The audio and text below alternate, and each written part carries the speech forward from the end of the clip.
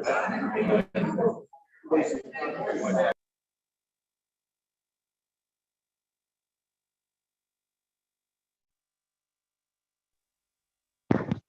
cannot hear you, Rebecca.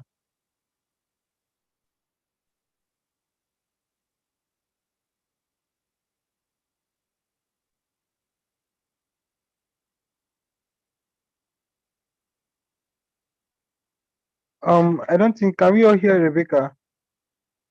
I can't hear you.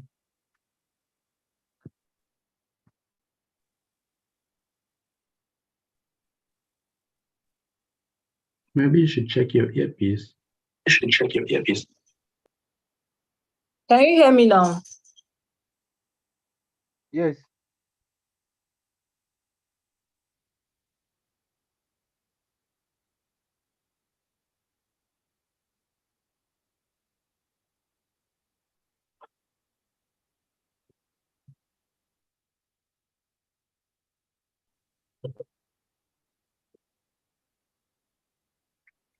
We still can't hear you, Rebecca.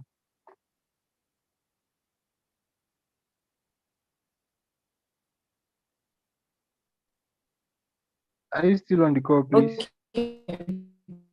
Are you still on the call, please? I'm still on the call. Can you hear me now? What's going on? Yes. Yes. Am I muted? I'm not muted. Yes. Yes. You can hear me now. All right, please share the screen so I can begin. Thank you.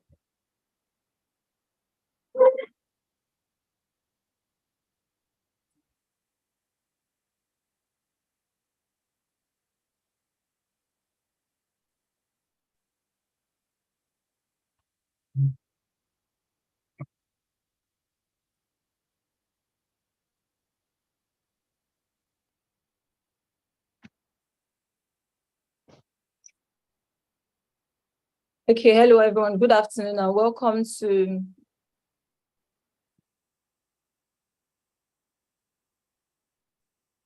the JIIPC mentorship program on artificial intelligence week 2.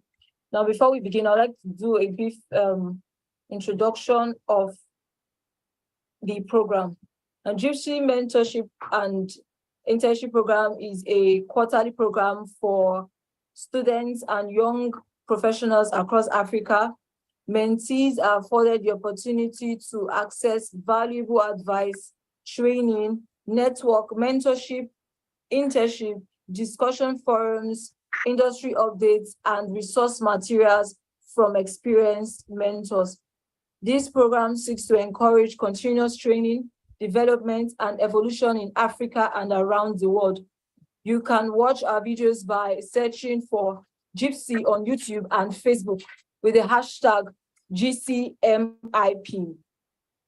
And the objectives of the program are as follows: to provide easy access to quality professional guidance, training, and resource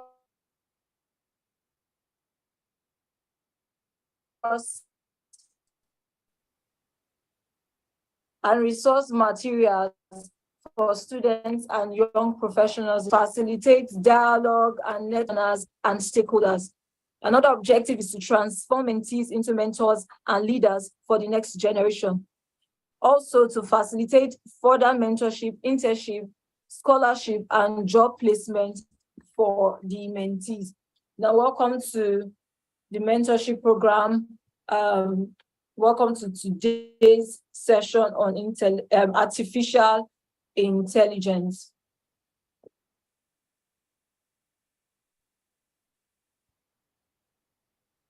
Thank you. Now, away from this general mentorship, if you are interested in having a 30 minutes one-on-one mentorship session with the organizer, your favorite JIIPC mentor, in person of Juliana Imam, you can schedule that. The information is displayed on your screen. From this mentorship session, one-on-one session, you can get hacks, secrets, life lessons, and direction from her. So you can visit www.jiipc.com or call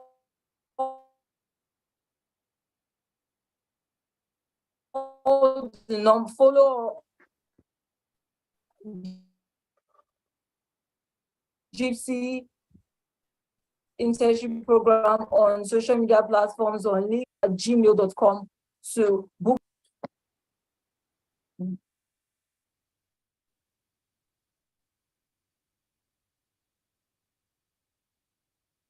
Now we'll be introducing our mentors for today.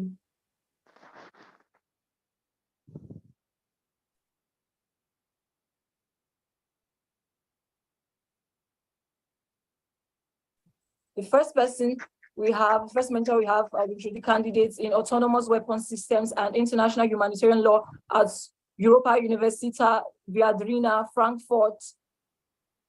Gabriel is a researcher in AI law, policy, and ethics. His thesis analyzes ethical and legal implications of introducing autonomy into lethal weapons systems. Previously, he won the DAD funding for his project, Intelligent Weaponry, Laws and Ethics, and later joined the International AI for Earth Observation Lab in Munich as a Beyond Fellow. With a passion for exploring the intersection between technology and ethics/law, his research spans across a wide range of areas, including ethical/responsible users of AI, smart city technologies, digital consultation, digital colonialism, Mr. Hussein, if you could adjust your screen, please. Thank you. Privacy, comparative analysis in the application of technologies, autonomy in weapon systems, and more. As a strong advocate for human-friendly autonomous systems, Gabriel is committed to designing technologies that prioritize the needs and well-being of humans. Additionally, he possesses an intermediate level of proficiency in Python programming, allowing him to understand sophisticated software solutions to complex problems. So good to have you with us today, Mr. Gabriel. Thank you for joining today's session. Thank you. Now, the next mentor we have with us. Okay, today we also have Magdalena Koenig with us. Magdalena Koenig is a key member of AIQ's executive leadership team. As the general counsel at AIQ, she's responsible for the oversight of the legal, governance, and compliance department, including business structure and operations. She's part of the team that brought AIQ into Fusion, drawing on her vast international experience as an advisor to public and private organizations. Magdalena specializes in the legal framework of IT integration and implementation, strategic IT and business process outsourcing, cloud services, data management, licensing, and support agreements. Please scroll up, Mr. Hussein. She holds a postgraduate degree in law and was accepted as a member of the Law Society of England and Wales in September 2021 upon completion of her training of Smith LLP, where she was a member of the commercial technology and outsourcing team specializing in ICT and outsourcing projects. So it's good to have you with us, Magdalena. Thank you for making our time to join us. And please pardon the pronunciation of your name. Thank you.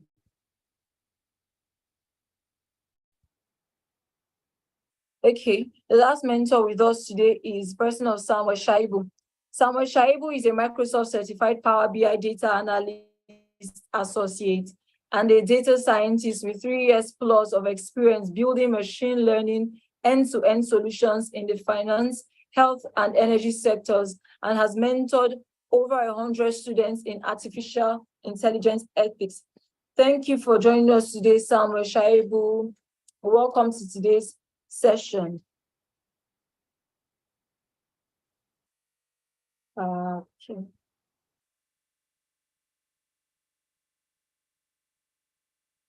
Please, a second. Okay, so we'll be having the mentors talk to us on today's topic, which is bias in AI and its human rights implications. Bias in AI and its human rights implications.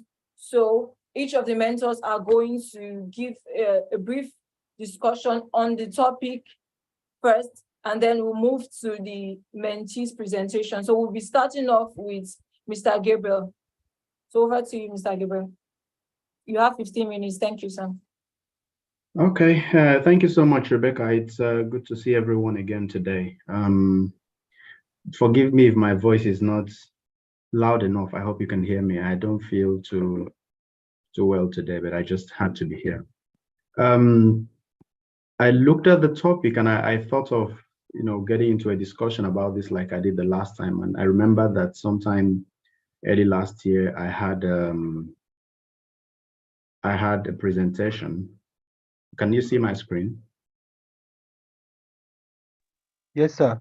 Okay. Yeah, I had this presentation. It was quite a long presentation, but I will try as much as possible to make it very short, so we don't spend a lot of time discussing this. We'll be looking at the human rights implications of artificial intelligence generally. I'll just quickly run through most of the things I have on this slide. The overview, these are things we've done in previous sessions of, in the earlier times we've had these conversations on AI. We've looked at the overview. We've looked at the terminologies on artificial intelligence generally. We've also, once in a while, we've mentioned human rights considerations in the use of artificial intelligence. We're just going to look at some frameworks, and the Toronto Declaration is just, it's not, it's an international agreement, but it's not such binding. I usually try to mention it whenever I have discussions about human rights implications. So I'll just talk about some of this in passing for the sake of time. Like I said earlier, this presentation lasted over an hour, 30 minutes, but I have to squeeze this in 15 minutes. So again, forgive me if I run through some things. We're going to also look at finally the actual concerns. What should we be worried about in the use of artificial intelligence, the human rights concerns? Excuse me. Sorry to interrupt, sir. Yeah.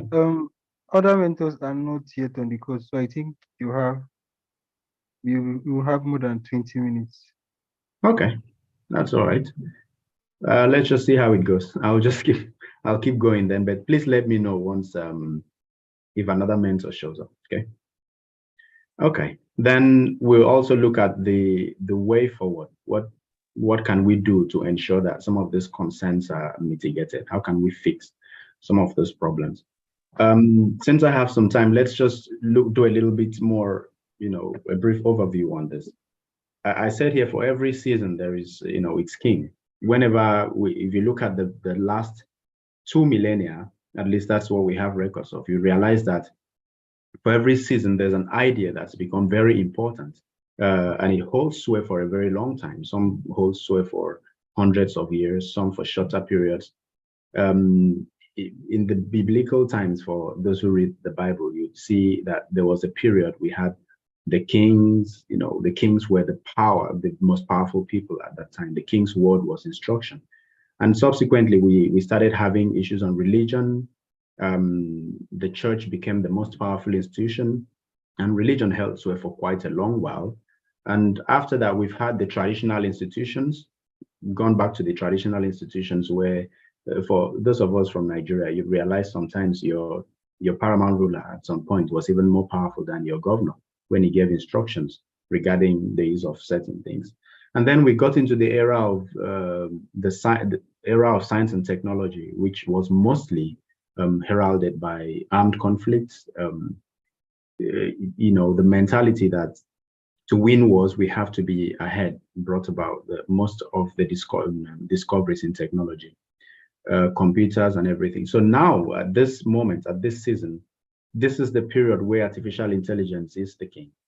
Like we've always mentioned, if you don't have at least a basic idea of artificial intelligence in this season, no matter your profession, no matter what you have, you're going to be left behind.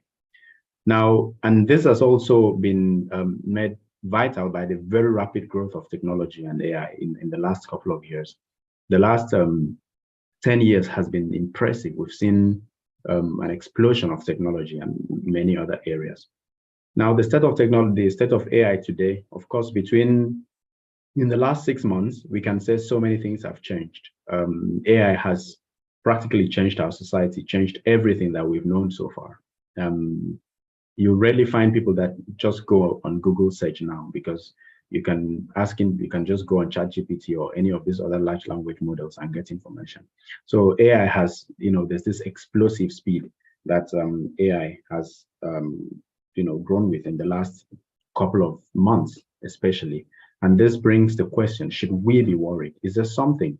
Sometime in the last century when we had, in the last century when we had a lot of religion and governance as the very vital aspects, we thought of, you would hear discussions like democracy in governance. How do we make sure that this idea we have it's not harmful? Yesterday, I also read an interview where people were asked severally, should we worry about artificial intelligence? And many people said, no, there's nothing to worry about. We're never going to get to that point. Many people, even some lawyers said, well, we shouldn't be worried. It's just a limit. There's a limit to what artificial intelligence can do so far. And so the question remains, how should we be worried, and how far should we be worried? Are there things we can do to ensure that we fix these problems? Are human rights threatened? And these are some of the things I'll mention briefly in this presentation. Now, let's look at very quickly at the terminologies. Most of these are things that we've talked about before. Artificial intelligence is intelligence demonstrated by machines. And by this, I think the mistake we make many times when we discuss, when we try to define artificial intelligence, is comparing machine intelligence with human intelligence, right? It's not like comparing a child to an adult. No, because in both cases, the thought process is the same. But in defining artificial intelligence or in describing artificial intelligence, we're not comparing the concept of intelligence with human intelligence. No, because human intelligence is peculiar to humans. Machine intelligence has several other structures. Okay, it's not like if you say a child is intelligent, oh, your son is very intelligent. It's not the same way of saying, oh, this is an intelligent machine. It's not, because an intelligent machine would certainly always have a human somewhere behind the loop, or must have been programmed to behave in that manner. So most of this it's just a lot of philosophy. But my most interesting, the most attractive definition to me is the one that was given in 1976 by Raphael Bertrand. He said that artificial intelligence is the science of making machines do things that would require human intelligence if done by man. So basically, if a man can drive a car from point A to point B without having an accident, if you can get a machine to do that without a human being, that means that machine is intelligent. So it's the result. It's a result-oriented definition. It's not about a process-oriented definition. It doesn't matter what systems are involved, whether the machine uses cameras instead of eyes to see the way. But what matters is that the machine carries out, gets through the process, and there is a result. The expected result is the same result you would get if a human being were to interact with that process. So that means, in the case of artificial intelligence, what matters is, what has it done? Has it done the same thing a human being would do independently? If it does that, then that machine is considered intelligent. I've also asked here, would that mean a machine is rational? For me, no. And again, it's not a human level intelligence. We've not gotten to artificial general intelligence yet. I mean, people think we have, but I don't think we have. It's not the Terminator type thing that can take care of itself and do everything on its own. There's always a human being at the loop, either somewhere at the beginning or somewhere towards the end. We've also talked about machine learning severally. And then this is just a way machines improve their performance. They adapt and they learn. So a machine realizes today that, okay, it's very common. Most of the systems we use, even when you type on YouTube, when you search something twice on Google, each time you go to Google, it gives you the first options, using the perception aspect, the first things that the things you've searched for before. So the same thing with YouTube uses this. Many softwares use this these days.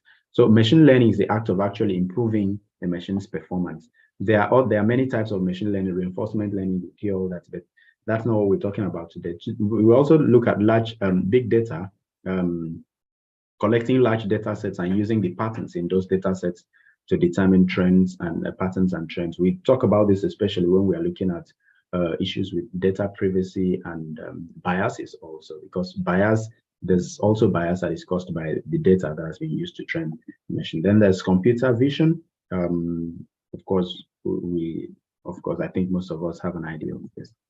Then let's go quickly to the human rights legal regime.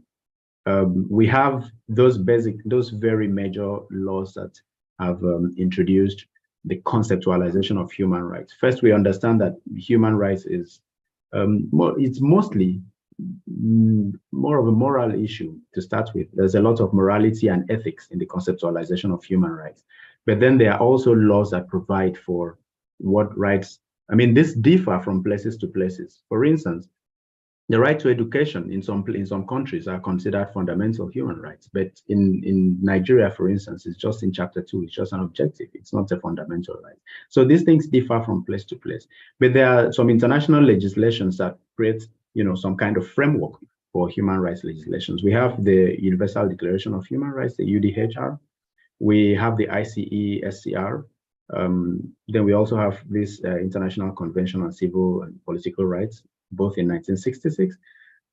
We have the Convention on the Eradication of Racial Discrimination. Then we have the Geneva Conventions. I mean, this list is not exclusive. There are so many others. There's the European the Convention on Human Rights and the African Convention on Human and People's Rights of 1981.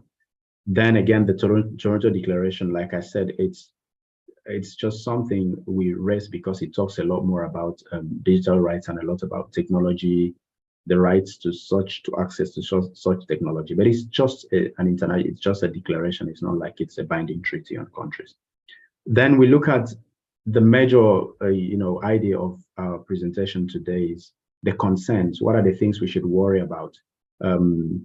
What are human rights provisions? What are human rights concerns in the use of artificial intelligence? We have done a lot of discussion about the issue of privacy. How is artificial intelligence going to breach privacy? I will skip some of these things that we've talked about a lot of times, but I'm sure after the presentation, we'll still have a lot of discussions about the issue of privacy. Then bias and discrimination. Already we have that a lot. Last week, I remember last week, someone mentioned systems that come with a lot of discriminatory tendencies sometimes because of the training data, sometimes because of the person that is behind the system. Like I mentioned, there's always a human being somewhere behind. This is another human rights concern, that something we should worry about. Then we also worry about freedom of movement. Well, border control programs is one of them. If you go to the airport, we have some of the systems at the airports that could, restrict the freedom of movement due to certain things. That also links a little bit to the issue of discrimination also. Then there's also this very important issue that we raised during the coronavirus pandemic, that there were systems that automatically defined where you went to. If you went to a country with a high alert area, when you're moving back to another country, your movement may be restricted because you were found to have gone to a country with a high alert area. This data was taken by maybe a software or something that is just tracking your movement. These are some of the things we worry about with artificial intelligence. Then the right to life. There are so many ways to look at this. Especially when we look at, for instance, weapon systems. Is it right for a system to take, let's say, an autonomous weapon system or a robot to kill a human being, whether in armed conflict or in normal non-armed conflict scenarios? Then we also look at some medical softwares that could give instructions or could give directives. If those directives end up causing a patient to lose his or her life, is that something? This is something we worry about. Is it right, that fundamental right to life of the person? I've already talked about health, the pandemic apps, and some of these apps that define control measures. And if somebody has corona, or the system suspects that somebody has corona, sends information to some government agency and says this person must not be allowed within this area. So it controls the person. We also talked about, I've also mentioned here in thinking some of those, the earlier times we've met, the freedom of information, right to freedom of information. Now, if you look at Twitter, what you see on your Twitter feed is not the same thing another person sees. Most of the times, these things are automated. It's the same thing with your YouTube. Once you open it, the news, the suggested videos you get are different. Now, these are dependent on what the machine has learned from you. What do you watch? What kind of news do you read? That's one. Also, in the case of Twitter, for instance, it decides what information you should have. It could restrict what news you can read. If you're reading all your news from Twitter, for instance, or you're reading it from Google News, you could have, it could define what news it wants you to get, what information. Now, this becomes a bigger problem where people depend a lot more on some of these softwares for information. Then, yeah, I've already talked about the issue of bias. There's the concept of inequality. I'm sure someone, I think I saw that in one of the presentations. So if there are questions on it, I'd gladly answer. Then freedom of opinion and expression, again, takes us back to social media, where automatically what is described as illegal content is being removed. It filters your content. Now, who decides what content is illegal and what content is not? There are some words in English language that are not allowed on Twitter, but if in other languages, if you use them, it's allowed. It's not censored, for instance. There are some things you can say on YouTube, and YouTube it will automatically censor your voice at that spot. But if you use some other language, it doesn't, because it doesn't understand that language. So this brings us to the question, what is filtering? How does it know what is illegal and what is not illegal? It's not been trained with data sets from the whole world. It's just, especially when it has to do with language. So this somehow restricts the freedom of opinion or expression of some people. And then the right to work. We talked about this last year and some weeks ago. The right to work is really, really threatened because there are so many institutions, so many companies now that are outsourcing their jobs to autonomous systems. It's even gone far. There are political appointments. I mentioned this last week that the Romanian Prime Minister appointed artificial intelligence, I've forgotten the name, as one of his advisors. So this is just a little sample of it. If you look at most workplaces, systems are automated now. There are hotels that are losing their receptionists because they can automate the front desk and nobody needs to be there. Millions of people are going to lose their jobs. Well, there are questions as to whether there will be new jobs or people are going to just have to upskill. But the problem with regards to human rights is there's the right to work. We don't have that in Nigeria, of course, but there are so many areas, so many countries where there's the right to work. When a person gets to a particular age, he's supposed to have access to work when the circumstances are met. So this right is also going to be threatened by the upsurge of artificial intelligence. I mentioned bias and discrimination under Articles 2 and Article 7 of the Universal Declaration of Human Rights. These bias and discriminatory tendencies are prohibited. I talked briefly about that.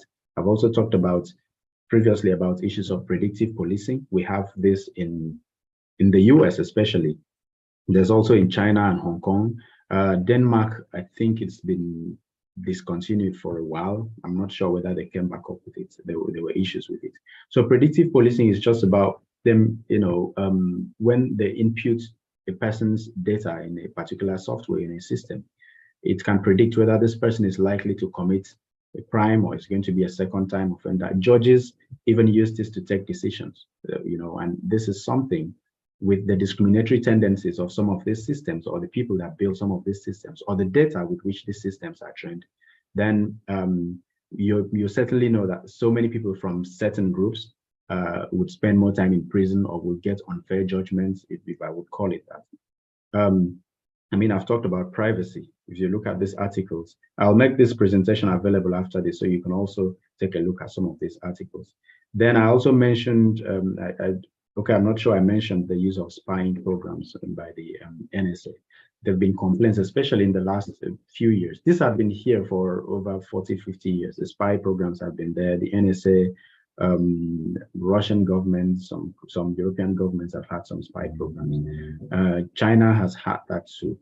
And then I talked about the issue of the Tesla S3. I'm not sure whether they still have that program, but I know that Tesla had this thing that could order you parts where your car is faulty. Maybe your tire is low or something, and it just quickly orders a part. Or when it's due for servicing, it orders for the service and then gets you to pay for it without your knowledge. These are issues of privacy. It has access to some things that you could drive your car if one lamp is broken and you're like, okay, I can make do with this. So it breaches your privacy, goes ahead to make orders for some of these things. Of course, the other issue, like we've mentioned, is the health data. And these are things that have come up recently all over again. What happens to, I think Mozilla Foundation published a report about health data last week. Then very quickly, I've talked about the right to life. I won't dwell on this. Those are the sections of the law that deal with it. And then I talked about killer robots. And then this ADA is an app. If you download that, you'd see it can give, suggest prescriptions, or, some of these things could threaten the right to a person's life. I've also talked about the right to work under the UDHR and under the International Labour Organization Convention. Already in the US, well, this was early last year, 47% of the jobs were gradually being lost to autonomous systems. And there's this company, Changin Precision Tech, in 2017 that already replaced 90% of its workforce with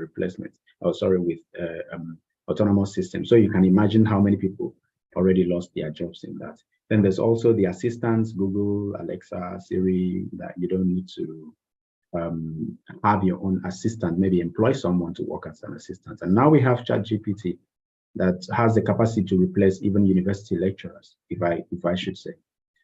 Then we look at the way forward. What do we do? First we have to create, there has to be public awareness. Many people, especially in the global south, in African countries, especially in Nigeria, are not fully aware of the full functionalities of AI. Some people just see these things in movies. Some don't really know that there are certain data that's being taken of them every day from maybe the devices they use and the rights they have towards having access to these pieces of data. So there has to be some level of public awareness. Then we have to standardize processes also. It's not just enough to have people use softwares. Let's have a standard. Like I just learned recently that the Nigerian government has sued Meta for certain issues related to advertisement. So we need to have processes standardized. This is the process of doing things. We need to have laws in place to ensure that these processes are not just there, but those processes are in line with human rights requirements. If we have fundamental human rights laws, for instance, Chapter 4 of the Nigerian Constitution, we could make some adjustments to accommodate artificial intelligence, because right now it mostly speaks about a person shall not be exposed to some. It's basically about a person and a person. We rarely accommodate activities from artificial intelligence or autonomous systems. And now there's also, we have to know who designs these systems. We are very open to importing things without even knowing who was behind the system, who designed it, how was it designed. And these are some of the questions we need to know before we import some of the systems. There has to be some accountability chain. If something goes wrong, who do we hold responsible? In using artificial intelligence, we have a lot of breaks, disconnections as per on the chain of accountability. How do we know whose fault it was? Sometime last year, this robot vacuum cleaner took pictures of someone in the toilet, and some of those pictures were found on Facebook, and we started tracing. Who do we hold responsible for these things? Is it the person that created the system? Is it the person that probably installed the camera on it without letting the users know that there's a camera capable of taking such pictures? Or is it the owner of the property where the robot was used? so many questions would come to that. So we need to find an accountability chain. Then we also have to strictly enforce available legislations. Especially in Nigeria, the biggest problem we have is enforcement problems. We could have laws in place, but we don't enforce them for some reasons. And of course, both in artificial intelligence and human rights, we need to have a very strong enforcement system. So basically, this would be all for me for now. And if you have any questions, I would be ready to take them at the end of your presentation. Thank you. All right, thank you very much, Mr. Gabriel. Interesting conversation, particularly about the inclusion of autonomous system or the consideration of autonomous systems in Chapter 4 of the Nigerian Constitution. I'd like to hear more discussions about that subsequently. So before we move to the mentee presentations, please, I'd like everyone to enable their cameras so that we can take a picture. So just enable your video and we'll be taking a photo. So on your phone, you take a screenshot. We'll be doing same here. So please just do that in 30 seconds. Everybody, please.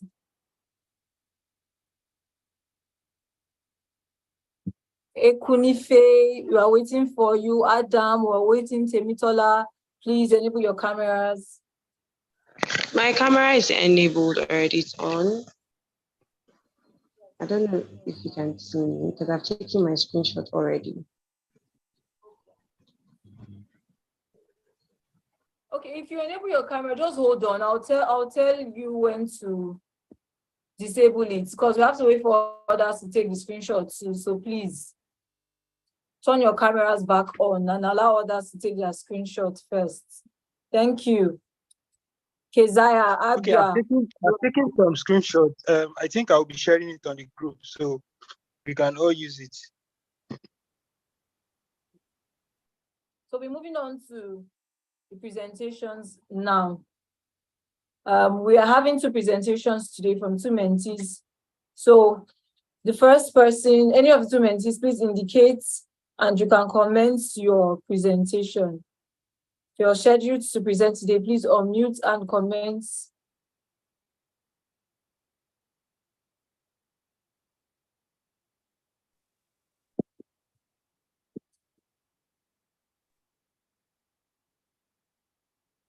Okay, Keziah, you have unmuted yourself, so I presume you are making your presentation now. It wasn't me who was scheduled to make the presentation. Indicated that he's absent. Person is absent. Okay, are you? He indicated.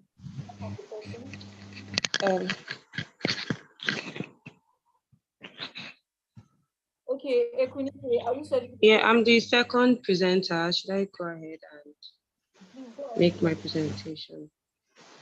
Okay. Are you sharing your screen or? I'm sharing my screen. I want to share my screen.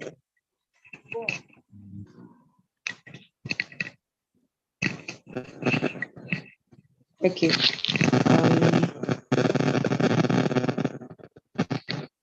So this is a presentation on human rights implications of AI bias. Now,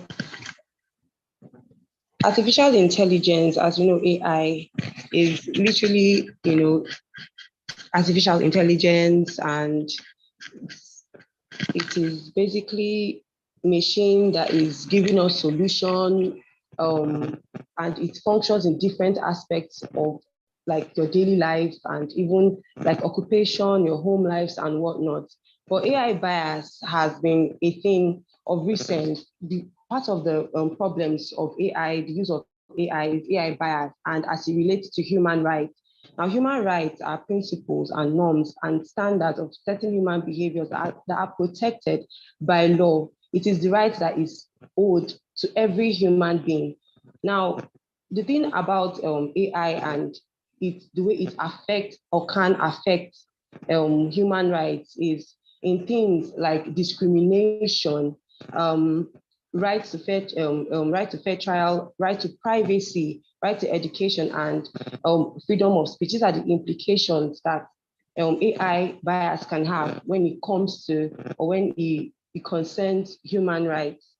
Now, the regulations of AI bias, it is believed that a state or a country can regulate their AI to reduce its bias on people that are diverse, or individuals of the society, to prevent anybody from being, should I say, on the receiving end of the shortcomings of AI.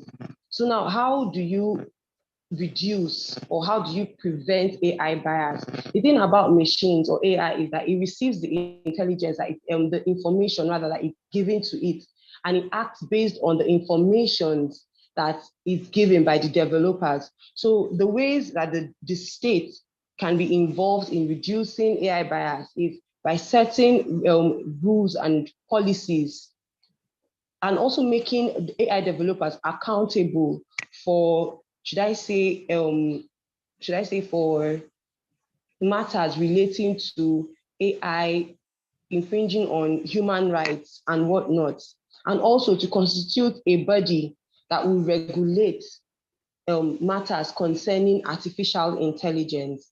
Now, the duty of the developer should be buttressed on, rather, and cannot be emphasized enough when it relates to preventing or reducing AI bias. Now, what can the developer do?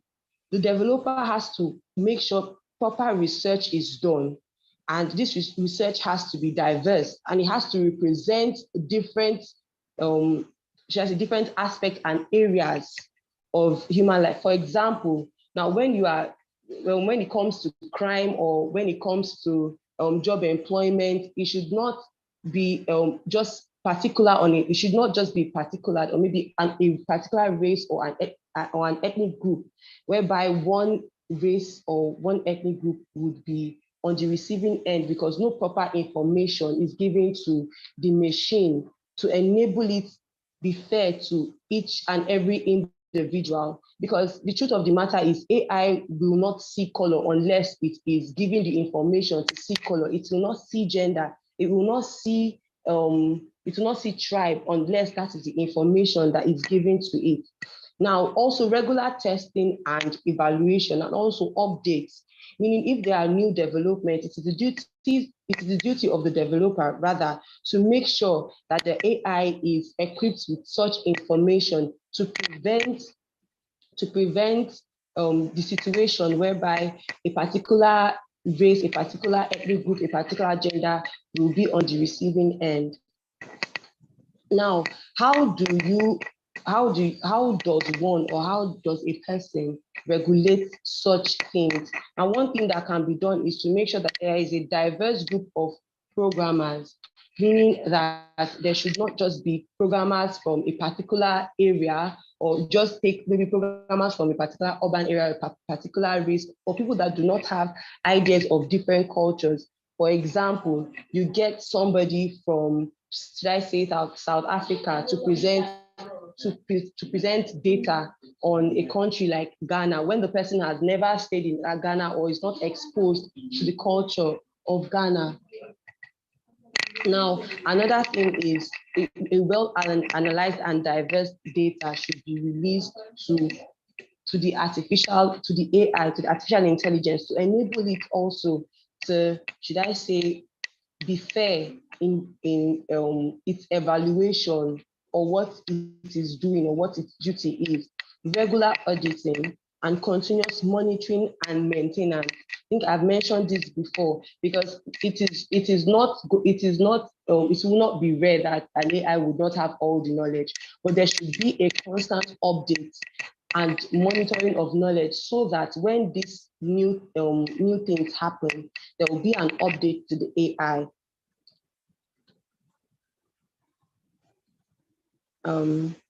Also, some examples on the negative aspects or places where AI bias can affect are the employment procedure. I think I've mentioned before, probably a situation whereby the AI is the information given to the AI on a particular race is that, oh, these people are more hardworking, more intelligent, these people are lazy, these people are this, and these people are that. Now, when the AI is being used in environments like this, it will be biased toward the people it has lesser information or it has poor information on. And also in the educational system, in the healthcare sector, criminal justice system, I think this plays out a lot in the Western world, where it is popular that people of color are put in a box or are seen or perceived as a particular thing or a particular way. Also, access to information and privacy, as our first mentor formerly mentioned, the situation whereby a person during COVID, a person has maybe gone to a high risk area, and then the monitoring of the person's movement, AI will detect this, and the person will even be prohibited from entering another country. Now, if this goes further and your privacy is no longer your own, because AI has access to everything. Now, what can you keep private and what can you keep public? That opportunity is taken away from you. And privacy is another aspect of human rights that everybody is, your right that everybody has the, just a right that everybody is entitled to, rather. And in conclusion, for everything I have been saying, the presence of AI, of bias in AI system is also limiting the way the humans would accept it, and it's also limiting its potential to solve the challenges of the society. Because if AI is biased, if it favors one over the other, it cannot be said to have solved or to have helped in the solving or in procuring a solution for any society at all, because the world today is becoming more united and unified, and therefore there is diversity in even in the most homogeneous space. There is diversity. So where there is bias, you cannot call that a society that its problems are being solved. Now, AI bias is causing a denial or breach of fundamental human rights. Now that will be all for my presentation. Thank you very much. Thank you very much for your presentation, Chinonye. So it is second MC scheduled to present available, or any person is supposed to for the person. I think someone was indicating that before. So who is the second person scheduled? It's Kezia. I can present. Go ahead. 10 minutes, please. Thank you.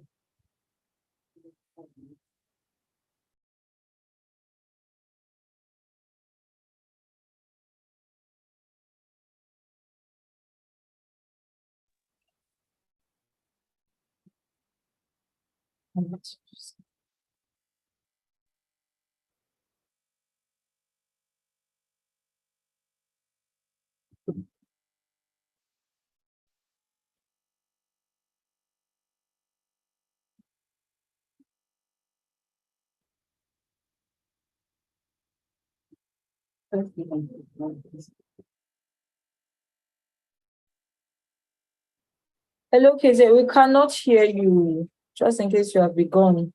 We cannot hear you. You're still muted.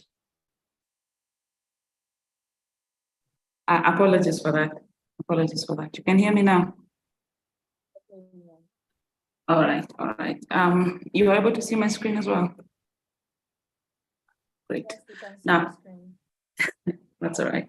So I'll be making the presentation in AI bias, and the definition that, the definition that we had on AI bias is that AI bias refers to the existence of systematic and discriminatory errors, usually found in AI models, algorithms, and systems. And these usually come up as a result of errors and inaccuracies. In our research, we found 4 types of AI bias, and that is data bias, design bias, algorithmic bias, and interaction bias. So data bias occurs when the data presented to an AI system is inaccurate or incomplete in terms of giving only one side of the story. That's the best way I can put it. And it also occurs when basically the data used to train the AI system does not reflect the position or the perspectives in the real world. The second type of bias is design bias. This would occur where an AI system is designed in such a way as it introduces bias by itself. This, by saying this, I refer to a situation where it's favored to identify with particular features or characteristics, therefore ignores other features and characteristics. And then the third one is algorithmic bias. And this one would refer to, best way I can put it, is the picking up basically the biases or the cognitive biases of its creators and just reflecting it. So the types of human biases that there are: selective bias, confirmation bias, and somehow adopting it into the algorithm itself. And the fourth one is interaction bias. And this is where the AI system picks up bias from the interactions that it has with its users. So there are cases where an AI system is designed to learn from its users. And if it interacts with users with a specific point of view, then it will pick up the biases of those users and now reflect it onto the world. I think the best example I can give is the Microsoft Tay system. I think it was an AI chatbot, and it had conversations. It was, I think, deployed on Twitter. It had conversations with certain Twitter users, and those Twitter users had certain racist and sexist biases. And now that chatbot decided that, that is the correct position and posted the same, exhibited the same biases that he adopted from those particular users. I'll then move on to the causes of AI bias. So there are several factors which can contribute to biases being prevalent in AI systems. The first is insufficient training data. And by that, I refer to, I think I've mentioned this before, in terms of having incomplete information. It's being fed maybe one side of the story. And for that, it will be unable to associate with a different point of view. The second is the natural trait of human bias, and that, as I've mentioned before, humans have certain biases that might be unintentionally now adopted into the AI system through the algorithms that are created. Then the third is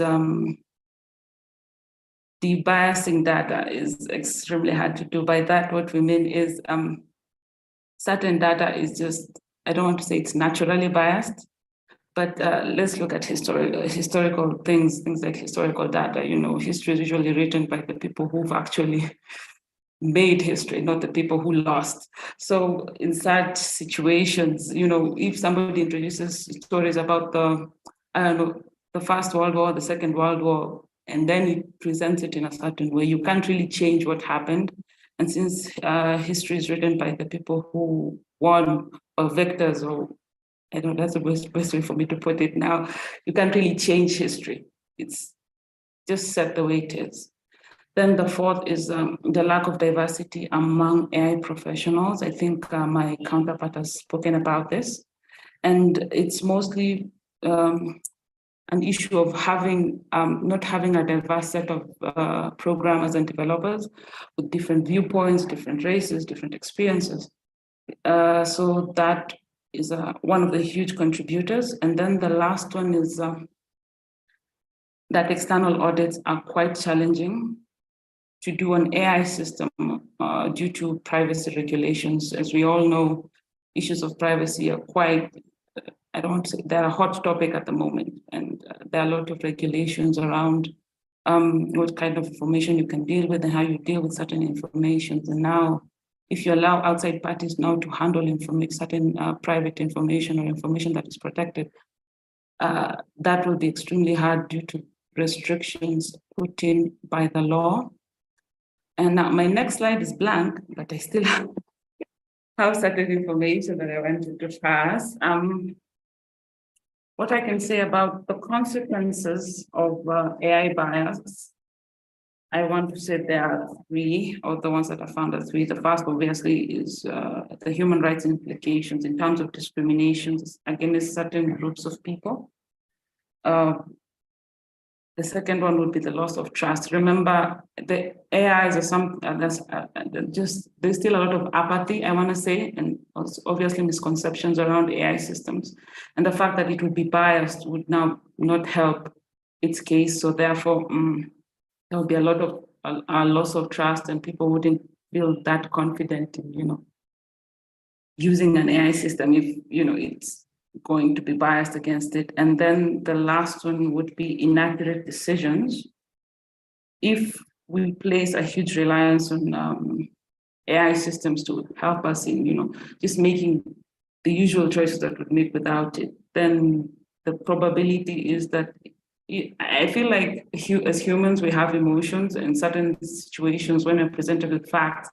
As a lawyer, and I say that when a judge is presented with certain facts, let's assume that a hearing is going on and we've reached the decision stage. The judge usually tells the person, do you have anything to tell the court in terms of mitigating factors? If you use an AI system in such situations where you are trying to give somebody a sentence, it won't have empathy. Sometimes judges have empathy. You tell them, I have a child at home, have certain things, and it takes those into account. And the decisions won't be as harsh. I think that's the best way I can put it. Then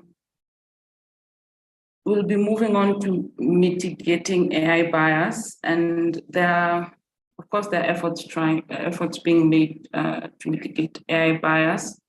However, there are certain factors that, are working against such mitigation. Of course, there's the lack of diversity.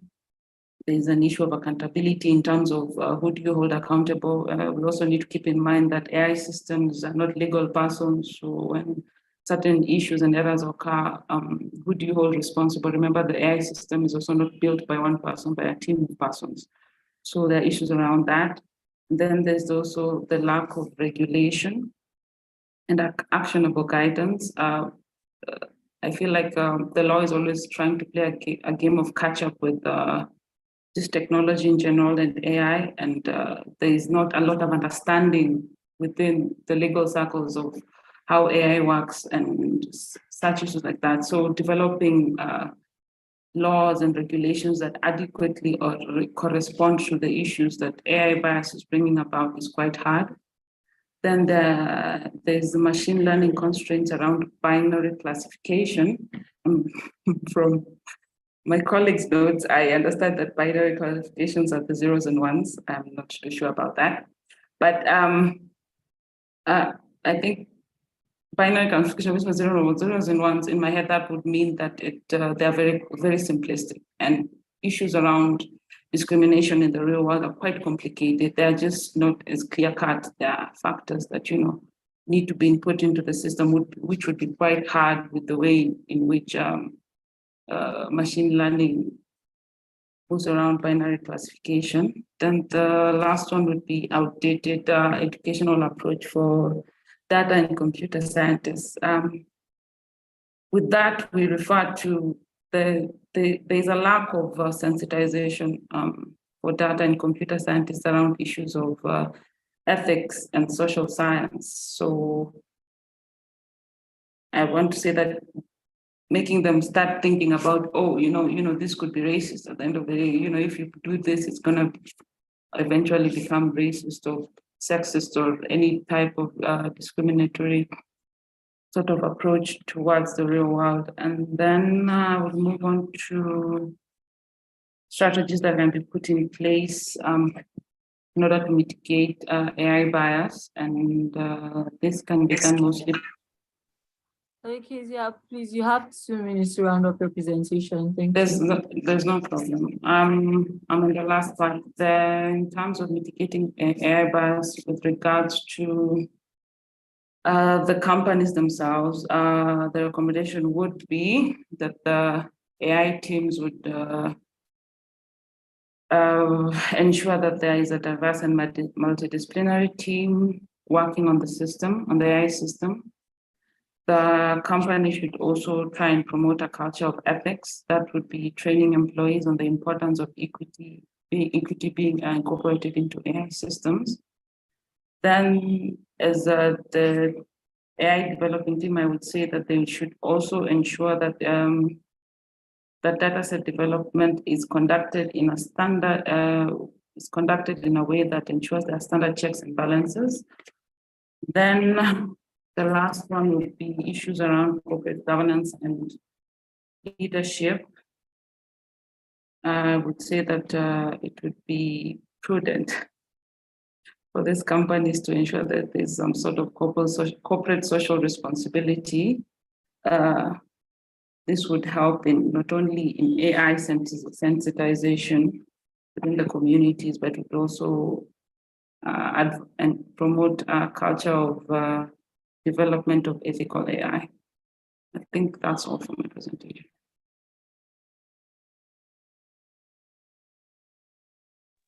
All right, thank you very much for the presentation, Kezia. Now we're moving on to taking our mentors' feedback on both presentations.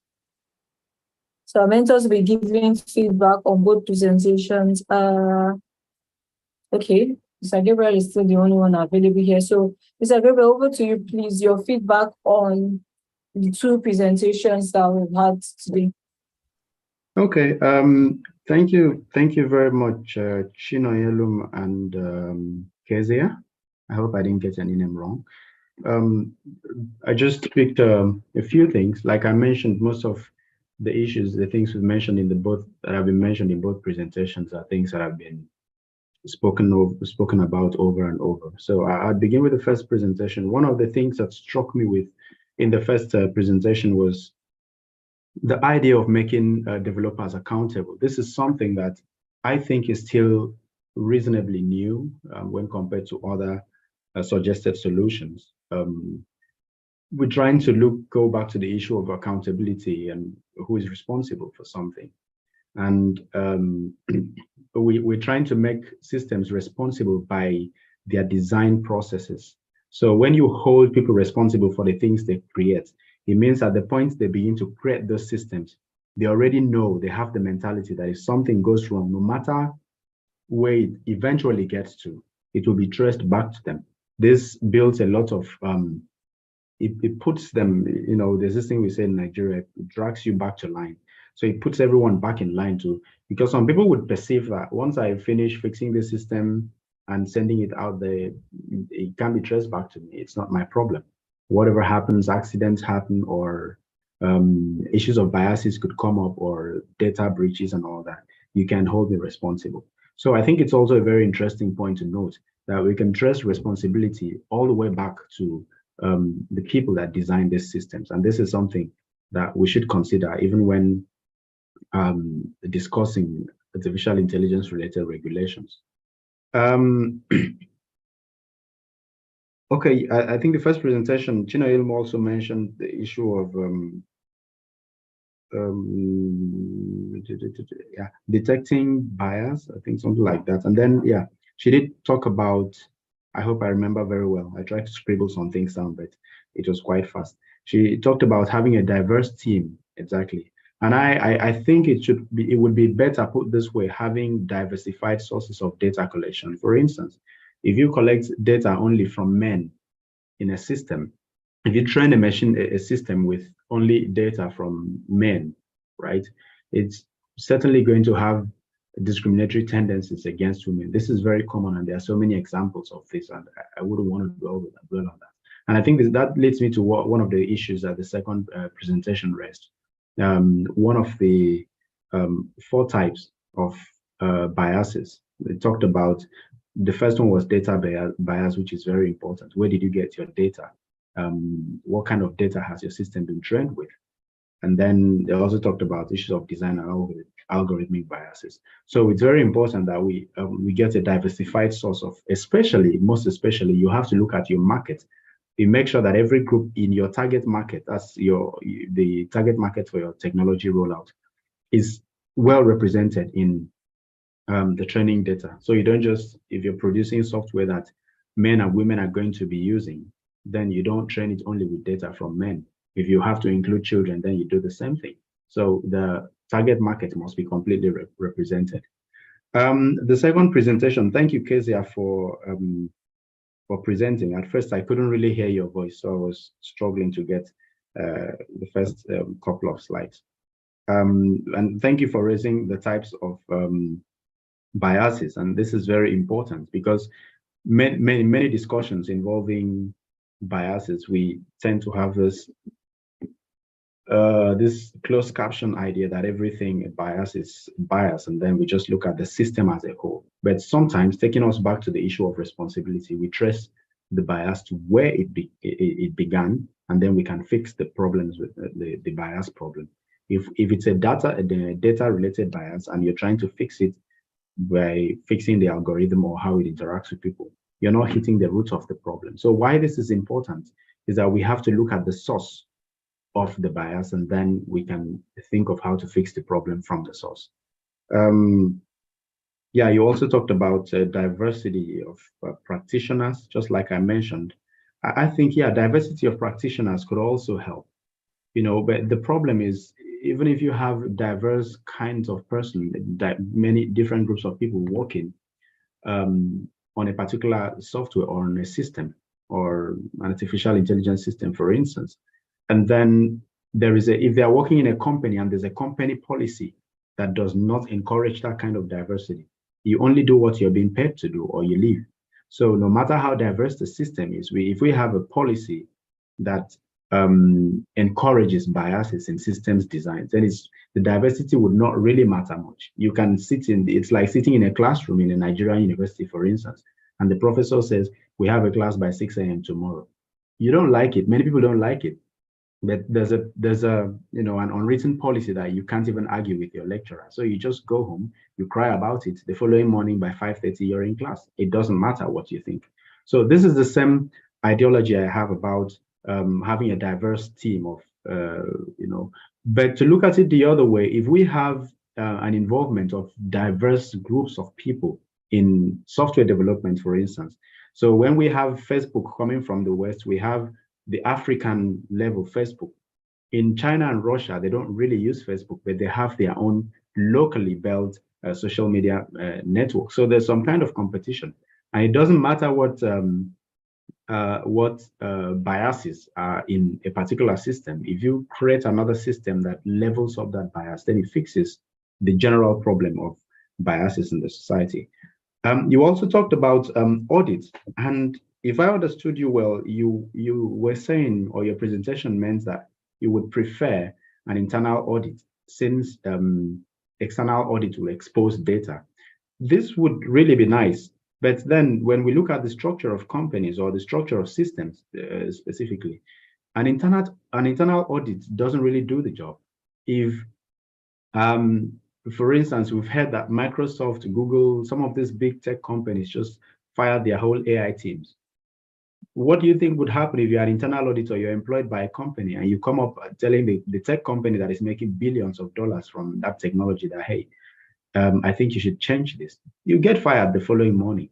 So we should have government regulators here that form independent audit bodies, or we have independent auditors from external auditors that can come and get their money, look at you in the face and tell you your system is going to harm people. You have to change this. So personally, personal opinion also, and then from research, from interactions with some companies that have carried out internal audits, it's usually just safest, especially for purposes of the society and governance, to have external audits. This makes it, it makes it more transparent, because if you're paying me, of course, he who pays the piper, you know the rest. So, and then also you finally talked about the issue of binary classification. Yeah, I've talked about this in I think recently on LinkedIn, I wrote something about it. systems, most machine systems are built to think on quote, to take decisions based on ones and zeros. Anything outside ones and zeros must be reclassified into those groups. So I've given instances, it's either a yes or a no. There's no middle ground. And this can also encourage a lot of biases, and many instances, this is what causes biases. So if there are any other questions, I would be glad to take them. Thank you.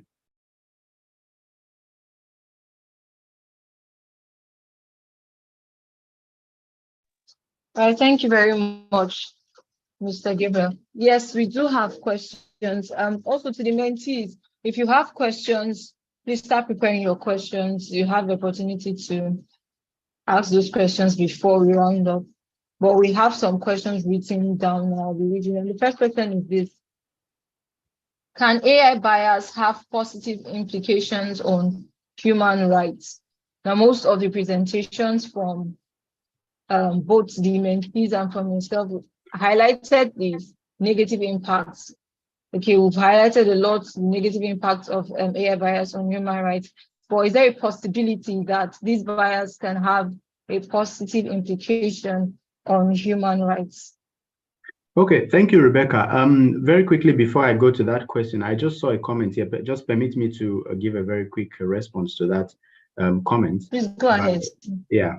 The person said Elon Musk gave an audit comment on AI advancement and got leaders to take a tough decision on it. Well, first of all, if you understand how the tech market works, especially in the US, these guys are businessmen. Don't take any comment from, if I'm making money from selling computers, you should be very careful when I tell everyone else to stop selling computers. It means I have, in business, in capitalism, it simply means I'm looking for a way to sell my systems faster than others. That's the first thing. Secondly, if the comment you're referring to is what I think about the letter that was written that he also signed, I'm sure you know the backlash that came, after that letter was written. And it doesn't mean they took tough decisions. The leaders took tough decisions. They haven't taken any decisions. As a matter of fact, last month, Elon Musk, that same April, Elon Musk started his own AI company, another startup.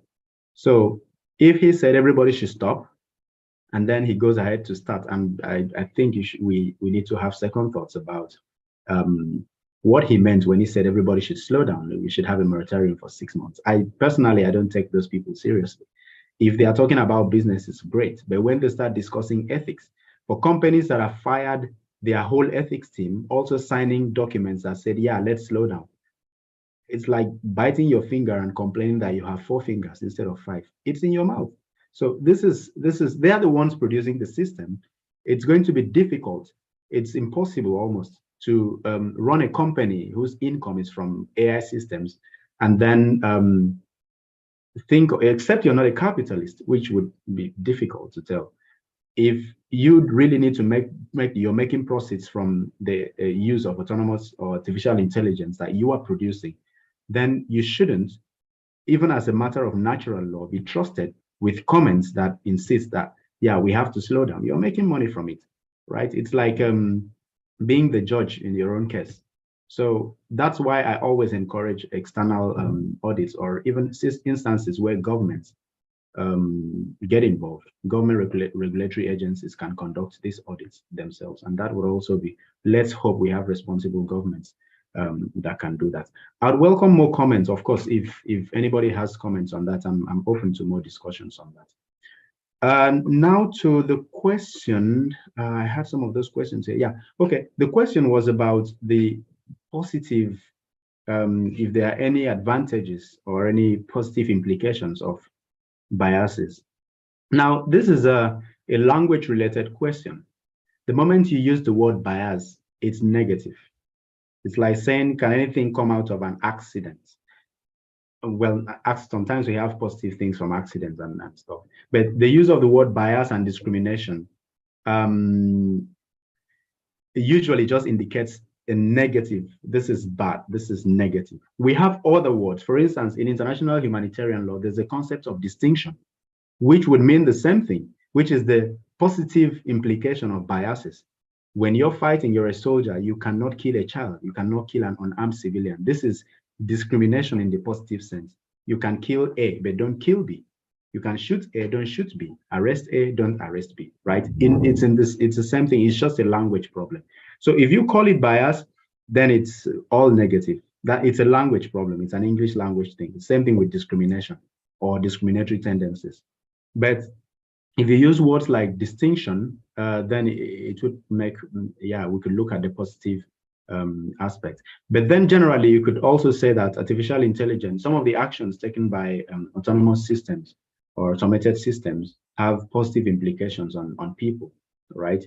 One of the examples is something we've discussed, even though there are human rights implications to it, but there's always a positive side to it. If the app that, tells that somebody has been to a place where there were many people with the coronavirus, that app is also protecting other people from the spread of the disease. Yes, it could be discriminatory, but then it's protecting people. It usually raises the question of public health or utilitarian value of public health, the many people being saved from contacting this disease, as against the private right of one person, the right to movement and right to privacy. So yeah, basically there are advantages to using AI systems generally. There are even human rights advantages also. But then when we use the word bias and discrimination, it always shows a negative side to it. I hope I answered the question. Yes, thank you. You did answer the question, so we will be more conscious of the use of the word bias, saying that it has a negative connotation. Yeah. But thank you very much for your response to the question. Now, the second question is this: will regulations really help in mitigation of AI bias? I know you touched on it a bit when you were responding to the presentations, making comments on the presentations.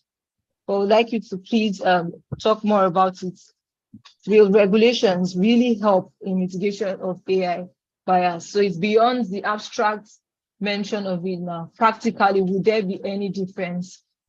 Yeah, of course. I think one of the easiest ways to reduce biases in artificial intelligence and other automated autonomous systems is the use of regulation. That's first.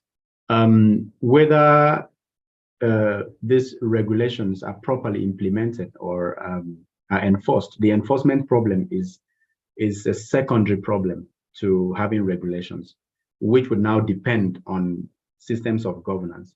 In Europe, for instance, we have lots of regulations, so many regulations, and these regulations, believe me, are enforced. If I download WhatsApp in Nigeria and I use it, when last I came to Nigeria, I downloaded WhatsApp on another phone I got in Abuja, and then I used it. And then when I came back, I tried to log into that WhatsApp, and the first thing it told me was that, hey, the policies have changed because you're now in Europe. So somehow there are things that automatically designers of systems are forced to understand that there are regulations. It's one thing to just do something, it's morally wrong and you're just doing it, you're making money from it. But when there's a legal implication on doing these things, you're forced to behave properly in most systems. Like I mentioned, in Nigeria specifically, where I'm certainly very sure we have the problem of enforcement.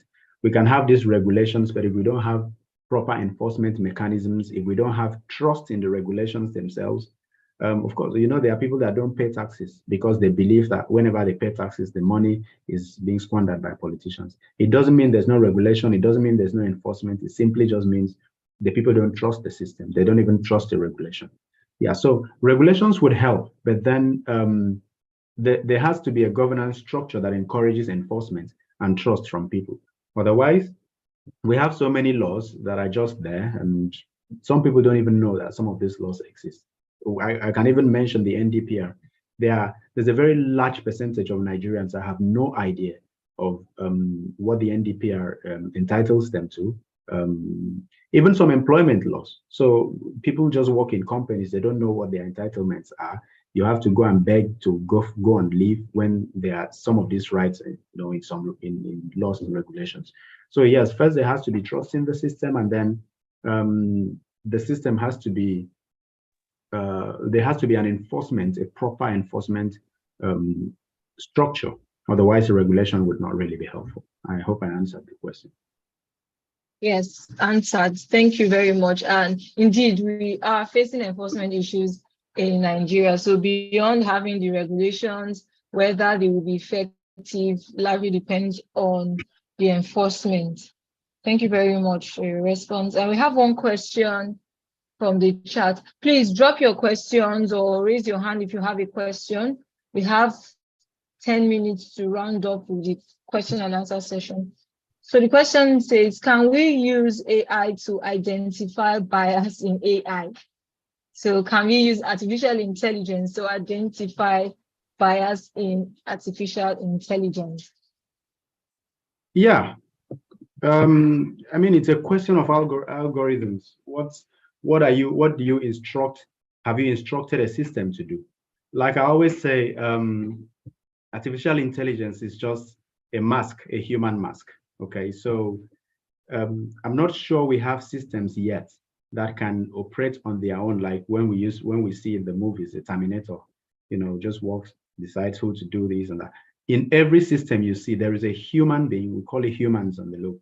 There's always a human in the loop, either at the beginning of the system or there's somebody holding a kill switch.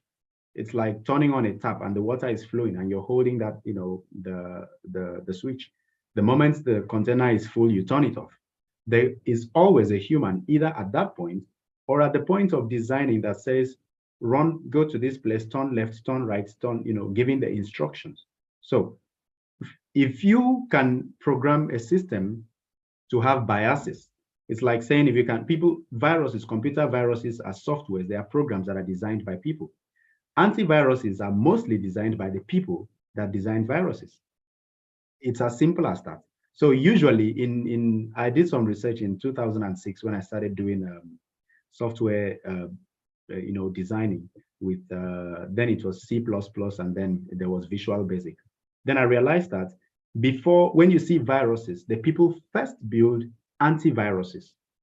But to sell your antivirus, there has to be a problem. It's like you're a doctor, there's no sick person, you're not going to make money. So the same people that build the antiviruses, they build viruses, not in all circumstances, but in many circumstances. So when the virus hits your system, you ask for antiviruses and they provide the solution. I mean, who is best to design this system than the person that designed the virus? So in similar vein, if algorithms of systems can be trained with biases, then it's also possible. There are many instances where you can train a system to spot biases. We have seen sometimes you type something on ChatGPT, you ask questions about, let's say, weapon systems, and it tells you, sorry, I'm not allowed to give you that information. All those things are instructions that has been given by a human being. So yes, we can always program systems to, after all, artificial intelligence is getting a machine to do something that a human being would do. So if a human being could identify these biases, then I think it's possible to program systems that can also identify biases or that can tell. There are machine learning systems. I remember last week, one of our mentors, Samuel, did mention it. There are systems that are programmed to identify biases. Thank you very much. Thank you very much, Mr. Gabriel, for that. So it's all a matter of what you train the system to do. Yeah. Now, any other question from the mentees? If you have a question, please raise your hand. If you have a question, please raise your hand. There's a hand here, Kezia, I think. Okay.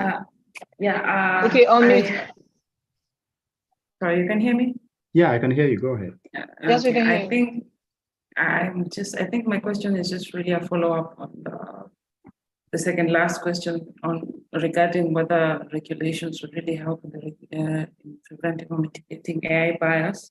Mm-hmm. And my question really stems from how I've observed at the moment that we are trying to sort of, maybe mostly in Africa, to update our laws to be kind of techno-neutral, so that, we can adapt to the times. There's no need of going back to Parliament every 5 minutes to amend the law to catch up with actually what's happening in technology. So what I'm wondering is,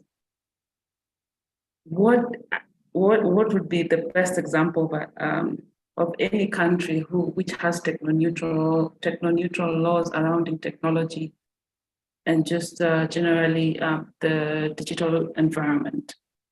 That maybe if we sit down and we can say, you know what, we can learn from this person. Is there like any country that has, put in place techno-neutral laws towards issues of AI? Okay, yeah, thank you for the question.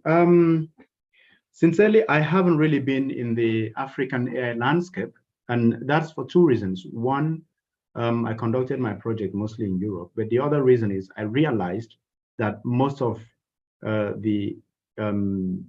many African laws, technology-related laws, including data protection and all that, are just copied from the global north. So we come to Europe and get the GDPR, go to Nigeria, move this here, do some adjustments, and boom, and we pass it.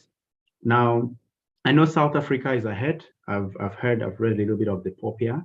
Recently, I've seen some other countries like Ghana have mostly data protection related regulations. Not, of course, AI is a lot different from data protection. There are aspects of data protection in artificial intelligence, but that's not all. So sincerely, I do not think, when compared to the global north, the other parts of the world, the US, the UK, Canada, Europe, basically, I'm not sure Africa has gotten there yet. We do not have that. I don't know of a country that has something that the rest of Africa can copy. Like we copy things from Europe, like we import the GDPR. You would see that in South Africa's POPIA, Nigeria's NDPR. Stuff. So basically, it will be difficult to find a country that has, an example, a structure that fits into the rest of the African, the other African countries can take from. That's one part of the question I remember. Yeah, I hope I answered the question. If there's anything I left out, maybe you could clarify. Kezia? No. Yeah, I think you've answered my question. Yeah. Thank you. All right. Thank you. Thank you very much, Kezia, and thank you, Mr. Gabriel. Any other question? Does any other person have a question? Please raise your hand. Okay, while we're waiting for someone to ask a question, I have a question, Mr. Gabriel. And my question is this: considering the benefits of AI, one being easy access to information and ease of, to an extent, yes, ease of doing work for certain professionals and a certain environment, that's a benefit of AI. And then in your presentation, you talked about how it may be a threat to the right to work, which is available in certain locations, certain countries and certain regions.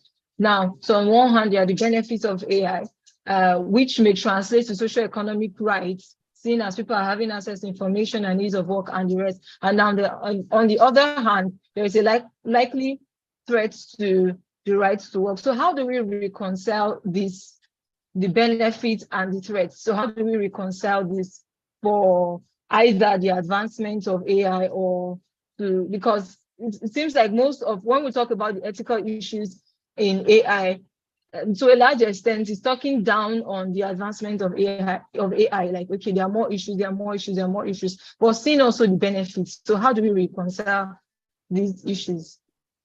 Okay, let me begin from the last point you made. Yes, many times you hear discussions, ethical discussions in AI. You would, I remember where I worked, I did a research in one big tech company out here in Germany. And whenever I got into the lab where the developers sat, they will tell you that ethics always frustrates innovation. So whenever you walk into the lab, everyone folds their faces like, oh God, no, not today. I mean, it's somehow true, it's not frustrating per se, it's regulation. But many people see regulations as frustrations. Now, this is the thing. In all your questions, the answer is in the balance, okay? Take, for instance, in gun control laws in the US, there are struggles, there are advantages, there are disadvantages. If everyone has a gun and you cannot regulate how people use the gun, then it's a problem. If everyone has a gun, a policeman brings out a gun, a criminal also brings out a gun, it's a problem. But if I have a gun in my house and an armed robber climbs over my fence and I shoot him first, for me, that's a good thing because it's self-defense and it's constitutionally allowed. So again, it's the issue of having a balance. That's one. Secondly, there is no problem with regulating AI. I mean, it does not, I don't think regulations outrightly say stop development. It only says when you're developing, stick to these rules. If you do this, an example, anyone, once you get a driver's license in Nigeria, you buy your car, you can drive your car, right? But then you shouldn't just drive your car into a busy market because you have the right to drive your car anyway. You're going to kill people. So we weigh the rights in the balance. Okay, killing people just because you want to drive across, you want to take a shortcut to another street because maybe there's traffic at the junction. You can't short circuit that journey by driving into a market, killing people. So we weigh those rights, which is more. We've always said it in discussions on fundamental human rights. We weigh the balance. Where your right stops, another person's right begins. Many times rights get interwoven, but whenever it gets to court, we bring out the balance, which is more complicated. Which one should we avoid? If we have systems that kill people and the government says, don't design systems that kill people, it doesn't mean you shouldn't design systems. It means as you're designing systems, ensure that it does not have the power to kill people because it's going to breach your right to produce whatever would stop where whatever you produce begins to kill people. It breaches on the right to life of other people. So it's about having the balance, knowing where to stop. Ethics is about responsible innovations. Let's design whatever we want to, but let's just be responsible. Let's not just say, because we have the right to run, why not run on a train track? Because you know you're trying to preserve your own right to life. So you should do the same for other people. Your right ends where others begin. It's the same thing with technologies. Yes, it's okay to produce technologies. Let's enjoy the innovations. They are good things. But as soon as it begins to breach the fundamental rights of others in a stronger way, I mean, these questions are always going to come, but we need to look at the balance and know which has more weight, which is of a more utilitarian value to the society than the other. So that's what I think. Thank you very much for that answer. Very detailed, and of course, it answered the concerns that I had formulating that question. I think we can summarize it all into this one statement you made, that ethics is about responsible innovation. So it's about being responsible with your innovation. Thank you so much, Mr. Gabriel. Thank you to all the mentees and also to the mentors who could not join us today. Excuse me, I think someone's hand is raised, so we'll allow a question. Okay. Yes, yes. Temi. Hi, good afternoon. Thank you, Zane. Thank you, Rebecca, for the moderation. Where is it? Temi Tola. Please, can you hear me? Right? Yes, I can hear you, Temi. Go ahead. We can hear you. Please go ahead. Thank you, and thank you to our mentor, Mr. Gabriel. So I just have some comments and maybe like a question. I'm not so sure, because I've been listening to the beautiful presentation and discussion, and my thought is on the responsible AI. I know that there's been a lot of conversation about, we need to build AI that is responsible. And I know that one of the reasons for having the term responsible AI is also to mitigate the biases we've been talking about.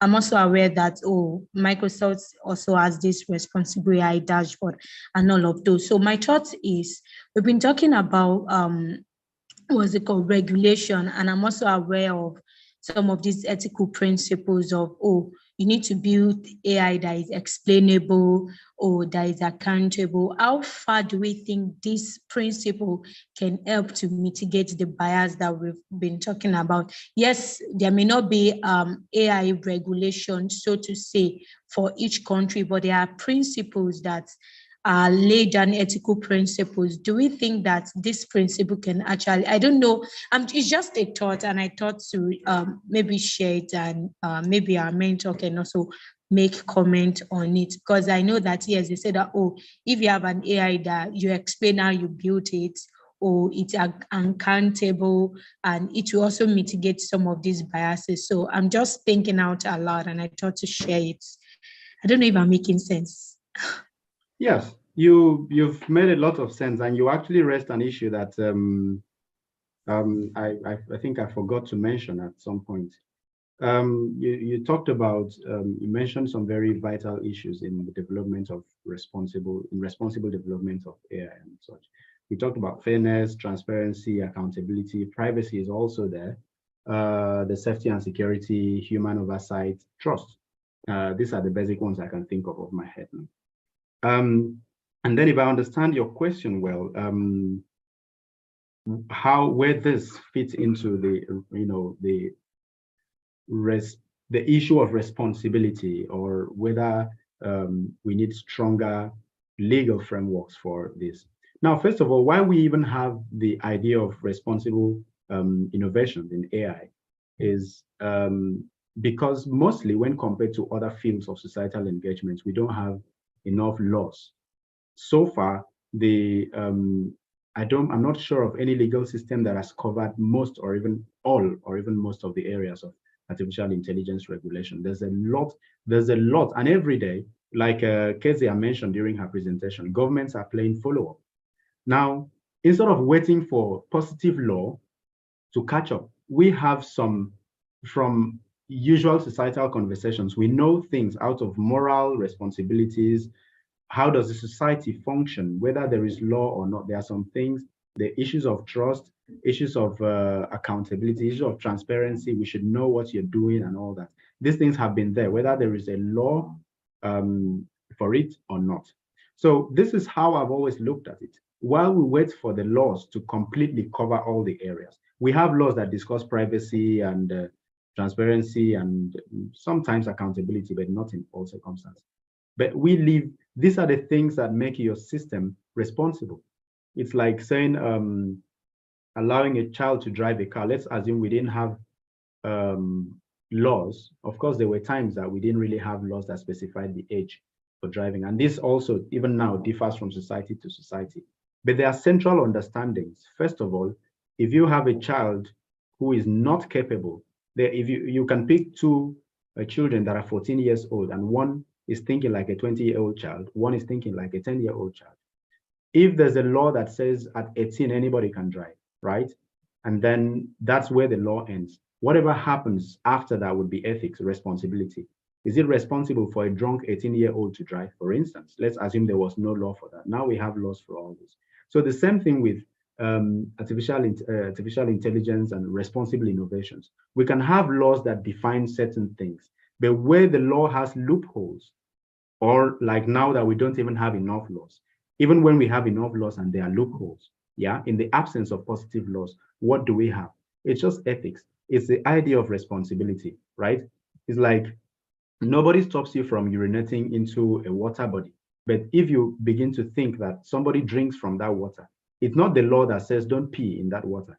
It's the fact that you think it's unethical, it's a moral responsibility to protect another person from drinking, what you're dropping in the water, or some other areas where there's no particular law. So if you look at jurisprudence a lot, you realize that most of the areas we use ethics and concepts like responsibility, these are areas that law has not sufficiently provided for. So we start bringing out ethical issues. How should the development, what framework should we have for development of artificial intelligence? How should we pursue innovation? Because you're allowed to do whatever you want to. Should you be able to present, just whatever is in your head? If you get into weapon systems, you'd see that there are things people develop that they should not. It's morally irresponsible to develop some of those systems. And because there's no law at the international or at the local level prohibiting the production of such weapon systems, they are being produced. We have treaties even banning the use of your nuclear proliferation and all that, or small arms proliferation, but we still have these things. So the only thing that keeps the society together in the absence of positive laws is ethics and responsibility. So this is why I think we have concepts on responsible innovation generally to cover areas of artificial intelligence regulation that there are no positive laws so far, or that we think when there are laws, those laws may not be able to strictly cover those areas. So I don't know whether I answered your question properly. Yes, please. Thank you so much. Thank you.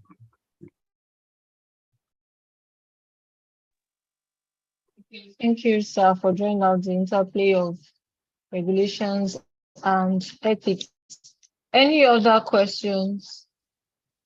In 2 minutes, please. Any question? If you have a question, please raise your hand. Fact in a minute. If you have a question, please raise your hand. You can ask that quickly. Questions? Mr. Hussein, any comments from you? Any comments or information you'd like to pass before we round up?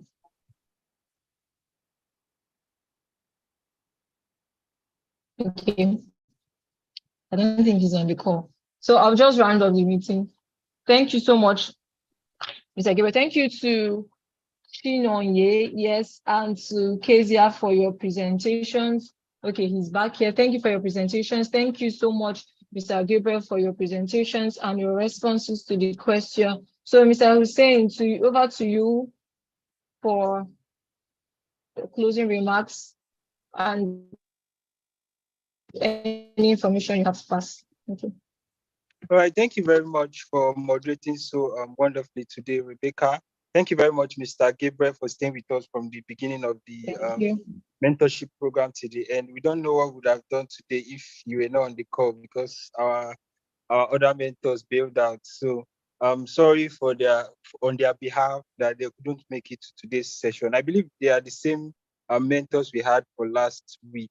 Yes. So we hope to see you guys in the next session, which is next week, Friday, same time, on a different topic. Thank you very much to the group leaders that organized their group members to get the presentation ready on time and the questions. And thank you very much, everyone, for the good work. Thank you very much once again, Mr. Gabriel, and all the mentees on the call. Thank you very much. And also my co-worker at JIIPC, Amina Adam, thank you very much for all the work at the back end. So I will say happy Friday to everyone and have a lovely day and weekend.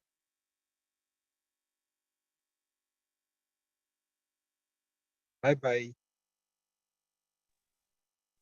Bye. Okay, thank you everyone. Have a nice weekend. Bye. Bye, everyone. Thank you.